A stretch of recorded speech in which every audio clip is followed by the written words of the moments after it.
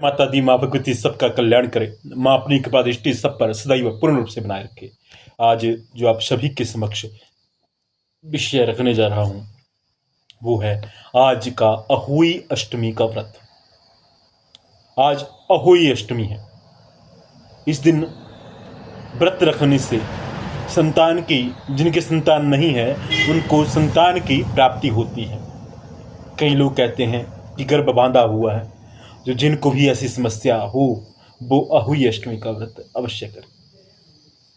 माँ अहोई उनके ऊपर प्रसन्न होगी, माँ स्याहू उनके ऊपर प्रसन्न होगी और अपनी कृपा दृष्टि उनके ऊपर जरूर डालेगी। अहोई अष्टमी जो व्रत है वो जिस प्रकार स्त्रियां अपने पति की लंबी आयु के लिए करवा चौथ का व्रत करती हैं, उसी प्रकार अहोई अष्टमी का व्रत करने से संतान को दीर्घायु होती है। संतान के लिए अति शुभ कहा गया है। अहोई अष्टमी के दिन कैसे करें पूजा, कैसे करें व्रत। सर्वप्रथम अहोई अष्टमी के दिन अगर आप व्रत रखना चाह रहे हैं या व्रत ना भी रख सकें तो भी मैया गौ मैया को, स्याहू के रूप में माँ गौ को आप पूजा करें। इसके लिए चांदी के माँ स्याहू का पेंडेंट लॉकेट आपको, जो गोल्ड ज्वेलर होते हैं उनके पास मिल जाएगा, पर ध्यान रहे कि सिर्फ चांदी का ही इसमें लेना होता है और उस पेंडेंट की आप पूजा कर सकते हैं और गले में धारण कर सकते हैं। या ऐसा ना करना हो तो कैसे करें। तो आपने जो दिनचर्या है आपकी, जो व्रत रखने की शुरुआत है आपकी, वो है मॉर्निंग में जब आप उठते हैं तो हो सके तो गौमूत्र जल के बीच में डालकर के स्नान करें। ये आपका प्रथम दिनचर्या का भाग है। उसके पश्चात आप अपनी दिनचर्या, पूजा पाठ, नित्य नियम वो करें और संकल्प करें कि मैया अहोई, मैया गौ मैया, स्याहू मैया, आप हमारे ऊपर कृपा करें, हमारे संतान की रक्षा करें, हमारे संतान को दीर्घायु प्रदान हो, इस प्रकार की कामना करें। और फिर आपने संकल्प कर लेना है। उसके पश्चात अगर आपके पास चांदी की वस्तु ना हो, चांदी का पेंडेंट ना हो, तो आप 8 पिंडियां बना लें, मैया के नाम की 8 पिंडियां बना लें। या फिर एक गौ मैया और उसके साथ एक बछड़े की प्रतिमा बना लें।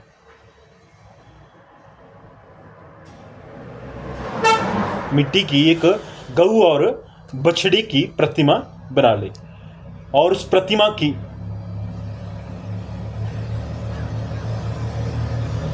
उस पिंडी की पूजा करें। उस पिंडी की पूजा करने के बाद माता को घी का दिया किसी अन्न के ऊपर, गेहूं, धान, इन किसी अन्न के ऊपर मिट्टी के दिए में ज्योति रूप में घी का बनाएं दिया और मैया के निमित्त करें, मैया के अर्पण करें। उसके बाद आपने 8 ही संख्या में भोजन मैया को चढ़ाना है, मिष्ठान मैया को चढ़ाने हैं। 8 फल, 8 मिठाई के कुछ भी मिठाई हो वो अर्पण करें। वैसे तो खास तौर पर अष्टहोई के दिन माता को मालपुड़े का भोग लगाया जाता है। आटे के बने हुए 8 मिष्ठान मैया के अर्पण करें। 8 मिष्ठान मैया के अर्पण करें। और जब आपको समय लगे दोपहर या शाम को सूर्यास्त से पहले, तो गौ माता की सेवा, गौ माता को भोजन अवश्य दें। मीठा भोजन माता गौ के अर्पण करें। गौ माता जो है वो ही संतान सुख को देने वाली है। जैसे भगवान राम के पूर्वज राजा दिलीप ने नंदिनी माता की पूजा की थी, कामधेनु की पुत्री नंदिनी की पूजा की थी, नंदिनी की सेवा की थी, उनके पीछे जंगलों में चलते रहे। तब उनको माता नंदिनी ने पुत्र सुख की आशीर्वाद दिया, तो उनके पुत्र हुए रघु। तभी कहते हैं रघुकुल रीत सदा चली आई, प्राण जाई पर वचन न जाई। राम के पूर्वज थे। तो गौ माता जो है वो निश्चित रूप से आपके भावी संतान को या संतान की रक्षा करती है। निसंतान जो स्त्रियां हैं या गर्भपात जिनका हो रहा है, या कोई भी स्त्री जो अपने बच्चे के भविष्य को सुदृढ़ करना चाहती है, वो इस व्रत को कर सकती हैं। अगर भूखे ना रह सके तो भी अष्ट अहोई माता की पूजा करके गौ माता को मीठा भोग, मालपूड़ी मीठा भोग, 8 पकवान या 8 वस्तुएं, 8 पकवान ना बनाए हों तो फिर 8 चपाती बना लें और उसमें शहद और शक्कर डाल दें और गौ माता को खिलाएं। माता अहोई के अर्पण भी करें। चांदी का पेंडेंट ना हो अहोई माता का, तो गौ माता और उसके बछड़े की प्रतिमा बनाएं और उनका विधिवत जिस प्रकार भी आपको पूजन आए वैसे पूजन कर लें। शाम का समय होगा, जब व्रत खोलने का समय होगा, तो आपने चंद्रमा को अर्घ ना दे करके तारों को अर्घ दे करके व्रत खोल सकते हैं। चंद्रमा तो लेट आएगा, तारे जल्दी आ जाते हैं। हो सके तो आप तारे को अर्घ दे करके, ध्रुव तारे को अर्घ दे के भी व्रत खोल सकते हैं। परंतु जानकारी नहीं होती कि कौन सा ध्रुव तारा है, तो इसीलिए किसी भी तारे को अर्घ दे करके व्रत खोल लें।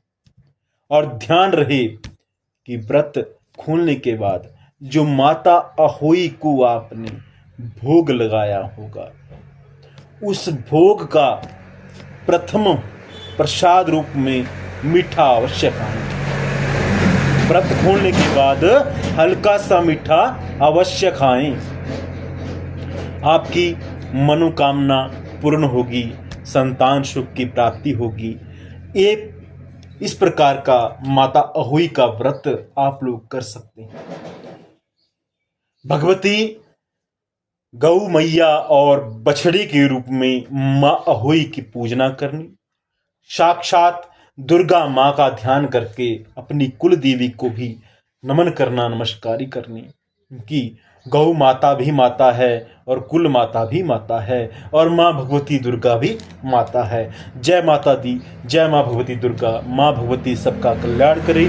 माँ अपनी कृपा दृष्टि सब पर सदैव पूर्ण रूप से बनाए रखे। अगर आपको मेरा चैनल अच्छा लगता हो तो लाइक, सब्सक्राइब, शेयर अवश्य करें। जय माता दी।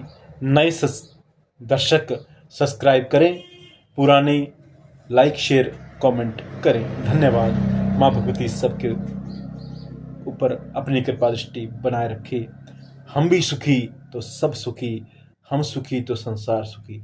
जय माता जी। मैं ऐसा नहीं बोलता हूँ कि आप ऐसा बोलो कि